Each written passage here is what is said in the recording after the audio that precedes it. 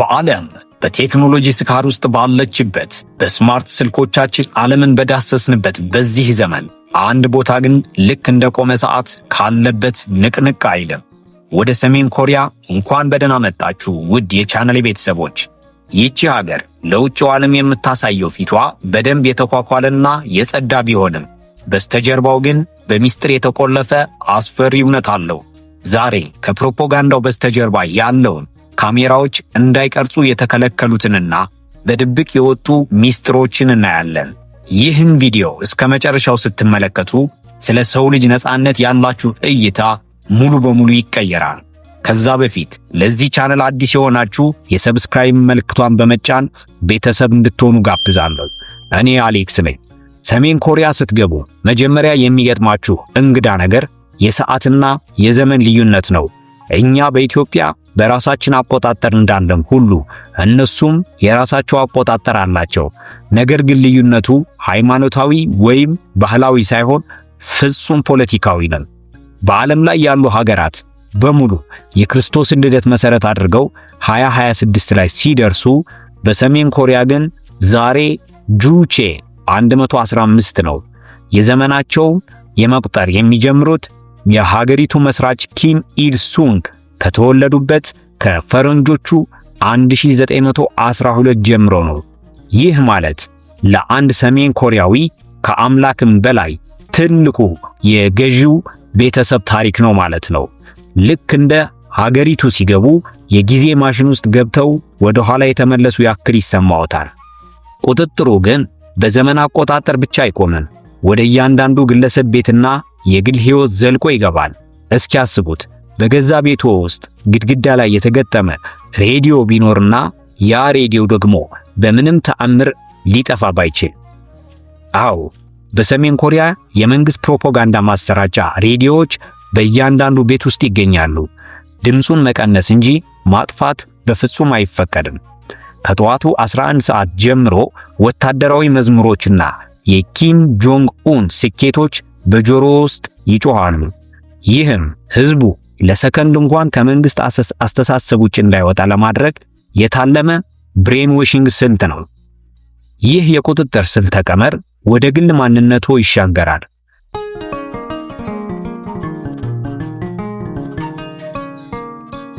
የእርስዎን ቁመናና ፋሽን የሚወሰነው በራስዎ ምርጫ ሳይሆን በፓርቲው መመሪያ ነው። ወንዶች 10 ሴቶች ደግሞ 18 አይነት በመንግስት የተፈቀደ የፀጉር ስታይል ብቻ አሏቸው።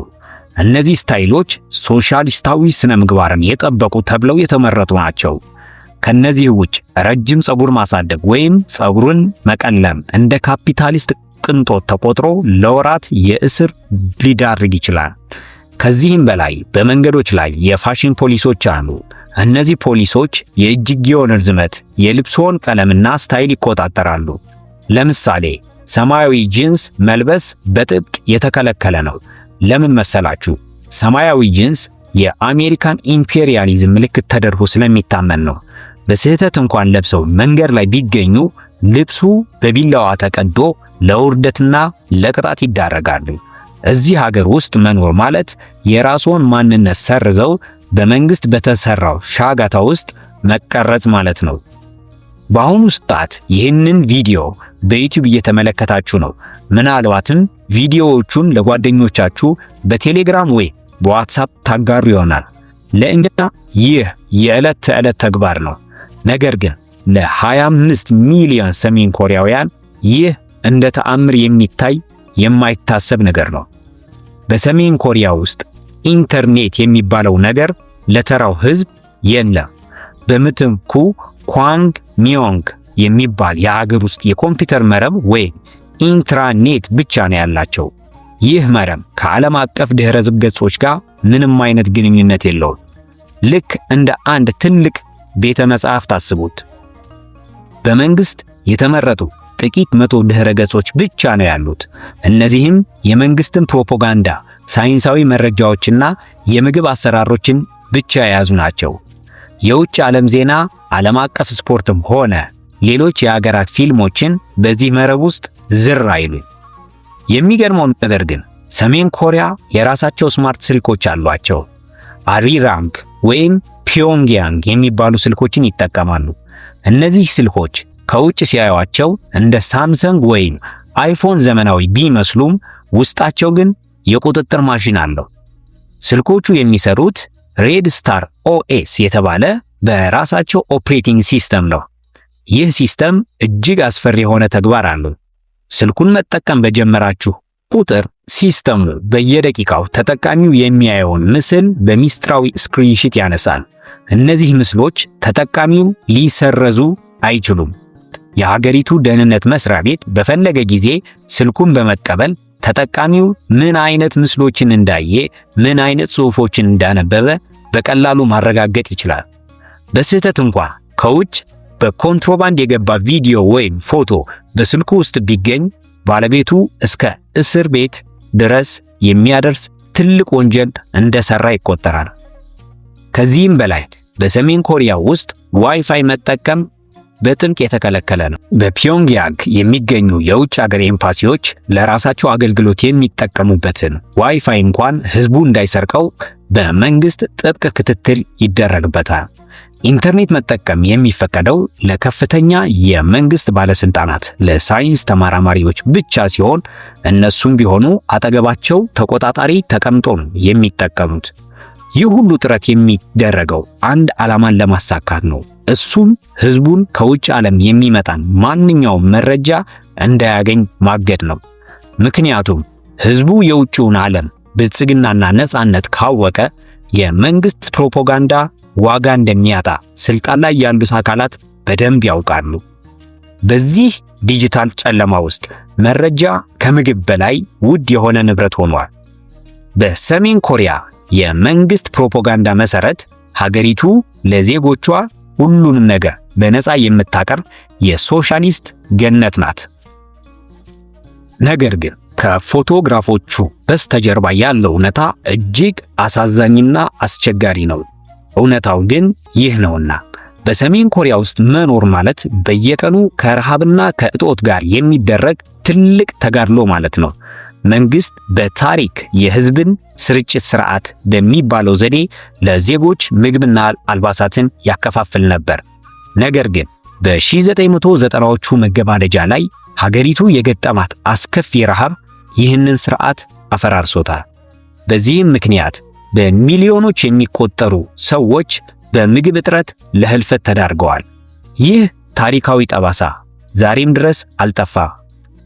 ዜጎች መንግስትን ተስፋ አድርገው ቢቀመጡም ለሞት እንደሚዳረጉ ስለተረዱ የራሳቸውን ድብቅ የንግድ ስርዓት መስርተዋል። ይህ ስርዓት ጃንግ ማዳንግ ይባላል። ትርጉሙም የገበያ ቦታ ማለት ነው። እነዚህ ገበያዎች በመንግስት ዕውቅና የሌላቸው ነገር ግን ባለስልጣናቱ አይተው እንዳላዩ የሚያልፏቸው የጥቁር ገበያዎች ናቸው። እዚህ ገበያ ውስጥ የሰሜን ኮሪያ እውነተኛ ህይወት ይገለጣል። ከቻይና በድብቅ ድንበር አቋርጠው የሚገቡ ሩዝ፣ ዱቄት፣ ስኳር እንዲሁም የምዕራባውያን ልብሶችና የኤሌክትሮኒክስ ዕቃዎች በውድ ዋጋ ይሸጡባቸዋል። እስኪ ያስቡት፣ በኢትዮጵያ ውስጥ ገበያ ወጥተን የምንፈልገውን እንደ ተራ ነገር እናየዋለን። በሰሜን ኮሪያ ግን አንድ የደቡብ ኮሪያ ፊልም የያዘ ፍላሽ ወይም ደግሞ ዩኤስቢ ድራይቭ ለመግዛት ህይወትን አደጋ ላይ መጣል ይጠይቃል። እነዚህ የጥቁር ገበያ ነጋዴዎች በብዛት ሴቶች ናቸው። ወንዶቹ በመንግስት መስሪያ ቤቶች ተገኝተው መዋል ስላለባቸው ምንም እንኳን ደሞዛቸው ለአንድ ቀን ምግብ ባይበቃም የቤተሰቡን ጉሮሮ የሚዘጉ ሴቶቹ በእነዚህ ድብቅ ገበያዎች በሚያደርጉት አደገኛ ንግድ ነው። ይህ ጃንግ ማዳንግ ከንግድ ባለፈ የመረጃ ምንጭ ነው። ሰዎች ዕቃ ለመለዋወጥ ሲመጡ በሹክሹክታ ስለ ውጭው ዓለም ያወራሉ። ደቡብ ኮሪያውያን እንደኛ አይራቡም፣ አሜሪካውያን እንደሚባለው ጭራቆች አይደሉ የሚሉ መረጃዎችን የሚሰራጩት በእነዚህ ዘዴዎች ነው። መንግስት እነዚህን ገበያዎች ለማጥፋት ብዙ ጊዜ ቢሞክርም አልተሳካለትም።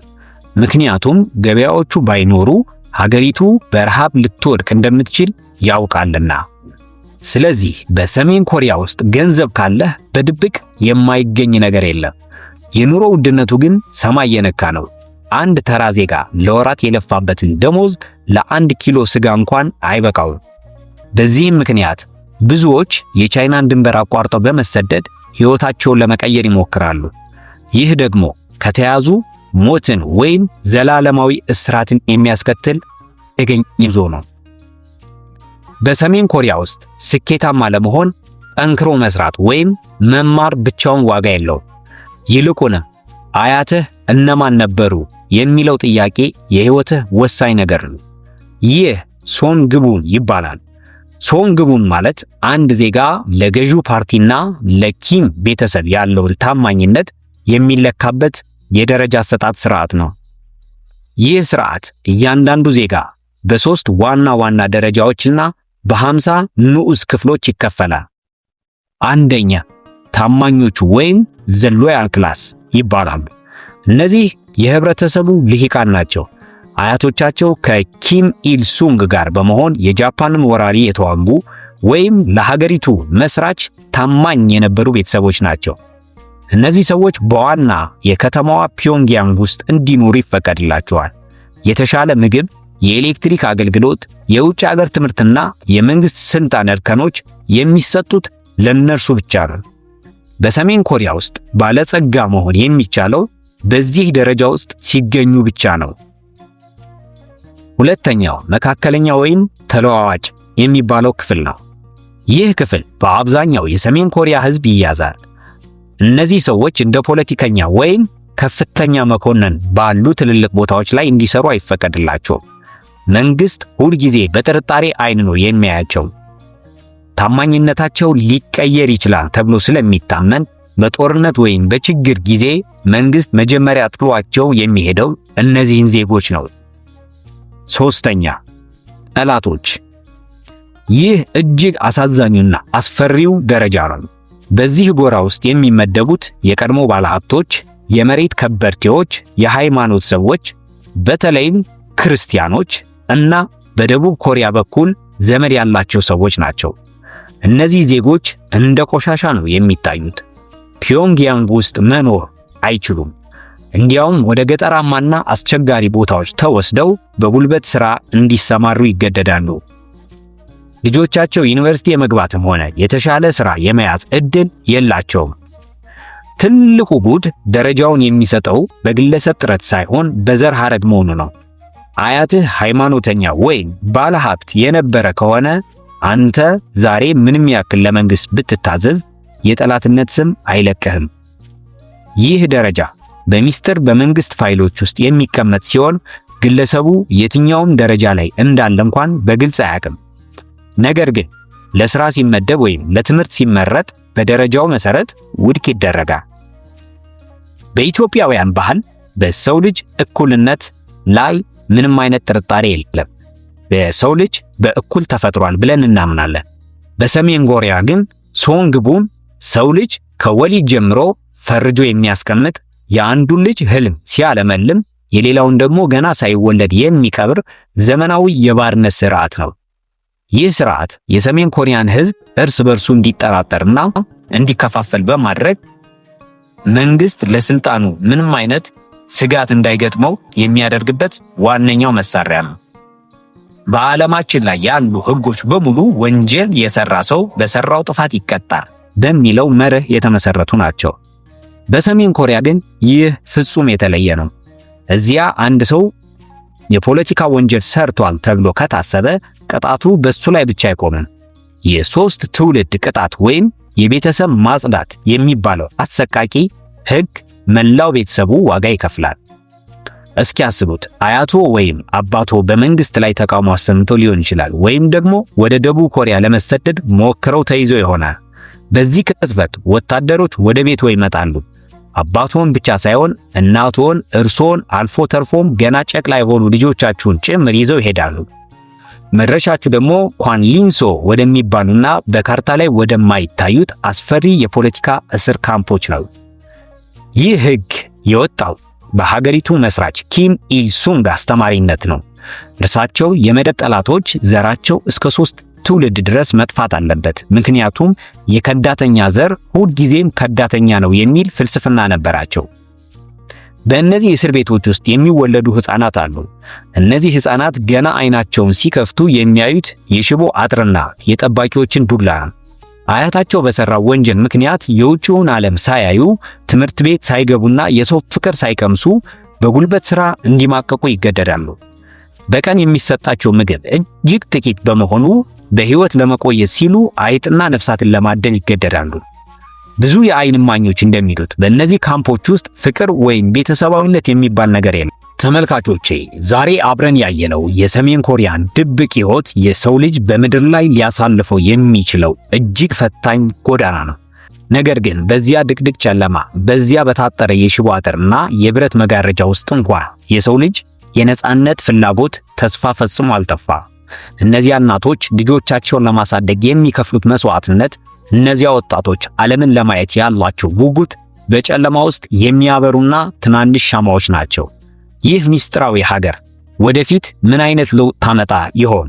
የብረት መጋረጃው ተገፎ ቤተሰቦች የሚገናኙበት ቀን መቼ ይሆን? ይህ የታሪክ ድርሳን ገና አልተዘጋም። እስካሁን አብራችሁኝ ስለነበራችሁ ከልብ አመሰግናለሁ። እኔ አሌክስ ፈቃዱ ነበርኩ። ዛሬ ያየነው ገና የባህሩ መጀመሪያ ነው። በሚቀጥለው ክፍል ደግሞ የሰሜን ኮሪያ እጅግ ምስጢራዊ ወታደራዊ ዝግጅቶች፣ የሀገሪቱን ሳይበር ጦርነት ጥንካሬና ከባዱን ድንበር የማቋረጥ ጉዞ በጥልቀት እንመለከታለን። ያ ክፍል እንዳያመልጣችሁ አሁኑኑ ቪዲዮውን ላይክ በማድረግ ለሌሎች እንዲደርስ አድርጉ።